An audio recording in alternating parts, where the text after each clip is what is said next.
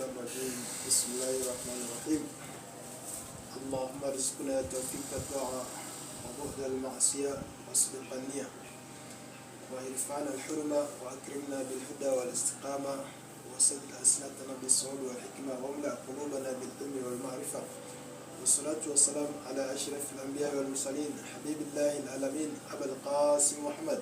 اللهم صل على محمد وآل محمد. أعوذ بالله من الشيطان الرجيم.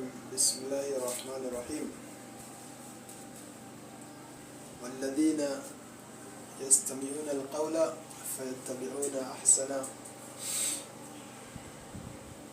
صدق الله العلي العظيم. Baada ya kumshukuru Allah subhanahu wa ta'ala na kumtakia rehma na amani kipenzi chetu Mtume Muhammad sallallahu alayhi wa alihi wasallam pamoja na ahli baiti zake, tunahimizwa kama Waislamu tuwe wenye tunasikiza maneno.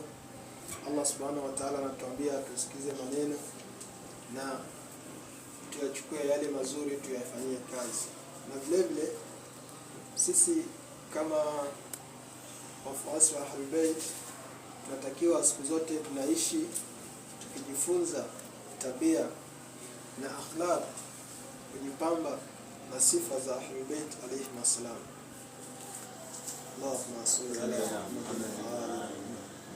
Vipi maisha yetu tutaiangalia katika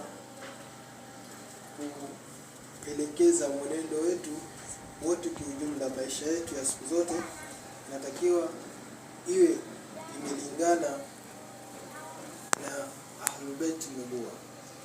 Vipi Al-Imam Hassan alikuwa anaishi maisha yake? Vipi Al-Imam Hussein alikuwa anaishi maisha yake ya kila siku? Vipi Al-Imam Ali alayhi salam alikuwa anaishi? Vipi Muhammad Rasulullah aliwaelekeza kuishi maisha hapa duniani? Je,